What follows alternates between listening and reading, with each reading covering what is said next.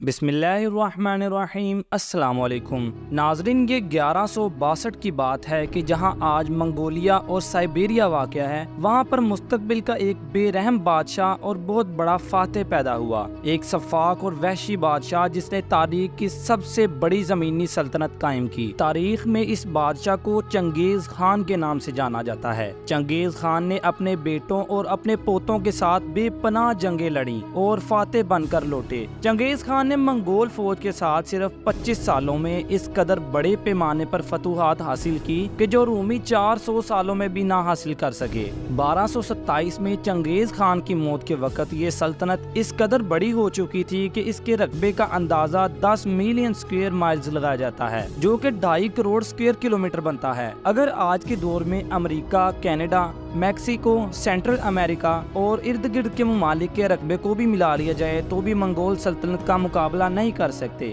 یہی وجہ ہے کہ چنگیز خان کو دنیا کے کامیاب ترین ملٹری کمانڈر کے طور پر بھی جانا جاتا ہے۔ علمی پلانٹ کی ویڈیو میں آپ سب کو خوش آمدید۔ اگر ویڈیو اچھی لگے تو لائک کریں اور چینل کو سبسکرائب کریں۔ ناظرین، منگول وحشی قسم کے خانہ بدوش لوگ تھے جنہیں انسانیت کا بالکل بھی نہیں پتا تھا۔ چنگیز خان کا اصل نام تیموجن تھا اور وہ 1162 میں منگول قبیلے میں پیدا ہوا۔ اس کا باپ ایک مقامی قبیلے کا سردار تھا۔ تیموجن نے اپنے بچپن سے ہی بہت سے مصائب اور تکالیف کا سامنا کیا۔ چنگیز خان جب 9 سال کا تھا تو اسے اپنے والد کی موت کا صدمہ برداشت کرنا پڑا، جن کو مخالف قبیلے کی جانب سے زہر دے کر قتل کر دیا گیا تھا۔ والد کی وفات کے بعد ان کے قبیلے والوں نے اس کے خاندان سے سرداری کا حق چھین لیا اور اپنی اطاعت کرنے کا حکم دیا اور انہیں سخت حالات میں زندہ رہنے پر مجبور کر دیا۔ چنگیز خان بچپن سے ہی بہت سخت طبیعت کا مالک تھا۔ اس نے بچپن میں ہی اپنے بھائی کو قتل کر دیا، جس پر خوراک کی ذخیرہ اندوزی کرنے کا الزام تھا۔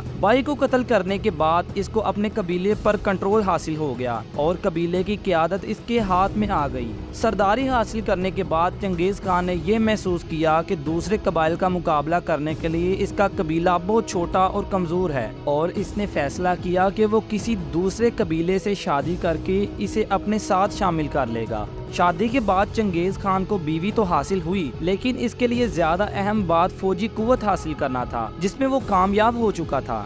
چنگیز خان کو بچپن سے ہی پرسکون زندگی گزارنے کا موقع نہیں ملا تھا۔ ابھی کچھ عرصہ ہی گزرا تھا کہ مخالف قبیلے نے ان پر حملہ کر دیا اور ان کی ہر چیز کو تباہ کر دیا۔ اس حملے میں چنگیز خان تو فرار ہونے میں کامیاب ہو گیا، لیکن وہ لوگ اس کی بیوی کو غلام بنا کر اپنے ساتھ لے گئے۔ یہی وہ واقعہ تھا جس نے چنگیز خان کو بے پناہ اشتعال دلایا، اور یہاں سے ہی چنگیز خان کے ظالم بننے کا آغاز ہوا۔ وہاں سے فرار ہونے کے بعد چنگیز خان نے دوسرے قبائل میں جا کر پناہ حاصل کرنے کی کوشش کی اور ایک قبیلے میں پناہ حاصل کر لی۔ اپنی بے شمار صلاحیتوں کی وجہ سے بہت جلد چنگیز خان نے اس قبیلے پر کنٹرول حاصل کر لیا۔ دوبارہ سے طاقت حاصل کرنے کے بعد اس نے اپنی کھوئی ہوئی ساکھ کو بحال کرنے کی کوشش کی اور ان لوگوں پر حملہ کر دیا جنہوں نے اس کی بیوی کو قید کر رکھا تھا۔ اپنی کم عمری کے باوجود چنگیز خان بہت زیادہ صلاحیتوں کا حامل تھا اور ایک بہت کامیاب جنگجو تھا۔ ان تمام تر مشکلات سے گزرنے کے باوجود وہ یہ سمجھ چکا تھا کہ اپنے دشمنوں کا سامنا کیسے کرنا ہے۔ ناظرین، جب 1175 میں چنگیز خان اپنے قبیلے کا سردار بنا تو دیگر قبائل کے ساتھ اس کی جھڑپیں ہونا شروع ہو گئی۔ اس نے تمام قبائل کو اپنے زیر اثر کرنے کی بہت زیادہ کوششیں کی، کیونکہ اس وقت منگولیا پر بہت سے قبائل کی حکومت تھی۔ اس کے بعد اس نے تمام سرداروں کو اکٹھا کیا اور دیگر علاقوں کو فتح کرنے کا مشورہ دیا۔ یہ مشورہ سن کر تمام قبائل نے چنگیز خان کی حمایت کرنا شروع کر دی اور اسے اپنا سردار تسلیم کر لیا۔ سرداری حاصل کرنے کے بعد چنگیز خان نے منگول فوج کے نظام کو دوبارہ سے تشکیل دیا اور مکمل حکمت عملی کے تحت ایک مضبوط فوج بنائی۔ فوج تشکیل دینے کے بعد چنگیز خان نے بہت سے ممالک میں اپنے سفیر بھیجے، لیکن ان سب سفیروں کو قتل کر دیا گیا۔ اس واقعہ نے چنگیز خان کو بہت زیادہ غصہ دلایا اور وہ ان ممالک کو فتح کرنے کی غرض سے اپنی فوج کو لے کر نکل پڑا۔ کچھ ہی عرصے میں اس نے شمالی چین اور افغان سرحد کے بہت سے علاقے فتح کر لیے۔ بخارا اور हरात के बहुत से इलाकों को लूट कर इन पर कब्जा कर लिया। इन इलाकों को फतह करने के बाद चंगेज खान ने अपना रुख तुर्की और यूरोपीय ममालिक की तरफ मोड़ लिया। मंगोल फौज चंगेज खान की क़यादत में जहाँ से भी गुजरी वहाँ पर मौत और लाशों के सिवा कुछ भी बाकी नहीं रहा। ये भी कहा जाता है कि चंगेज खान ने अपनी जिंदगी में तकरीबन 4 करोड़ लोगों का कत्ले आम किया। इसी ने एक घंटे में 17,48,000 इंसानों का कत्ल करने का रिकॉर्ड कायम किया,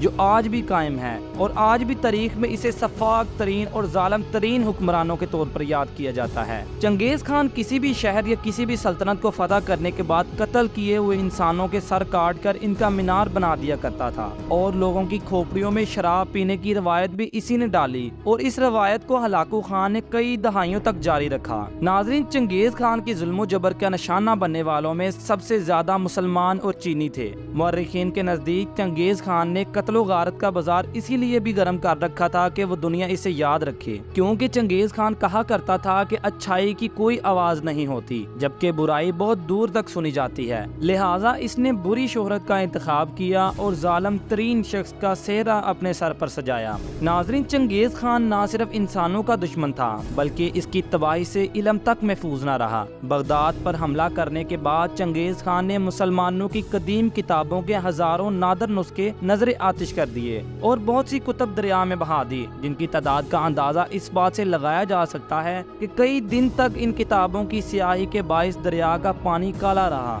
नाजरीन, चंगेज खान चीन के फतुहात में काफी सालों तक मसरूफ रहा और वो 18 अगस्त 1227 को अचानक बीमार पड़ गया और फोत हो गया। इसकी वफात के बारे में कई मफरूज़े कायम हैं। एक के मुताबिक चंगेज खान एक दिन शिकार कर रहा था कि अचानक घोड़े से गिरा और शदीद जख्मी हुआ और बाद में जख्मों की ताब ना लाते हुए वफात पा गया। एक और कहानी के मुताबिक कुछ शहजादियां कनीज़े बनकर चंगेज खान के हरम में लाई गई, जिनमें से एक कनीज़ ने मौका पाकर जहरीले खंजर से चंगेज खान पर इतने वार किए कि वो वहीं पर मारा गया। एक और रवायत ये भी है कि चंगेज खान को जंग के दौरान तीर लगा था, जो मोहलिक साबित हुआ और इसकी मौत की वजह बना। लेकिन ज्यादा मुअर्रिखीन इसी बात पर इत्तफाक करते हैं कि चंगेज खान बीमारी की वजह से ही मरा था। वफात के बाद चंगेज खान की मैयत को इसके आबाई गांव लाया गया, जहां इसकी वसीयत के मुताबिक इसको किसी नामालूम मुकाम पर दफन कर दिया गया, जिसके बारे में आज तक किसी को भी नहीं मालूम।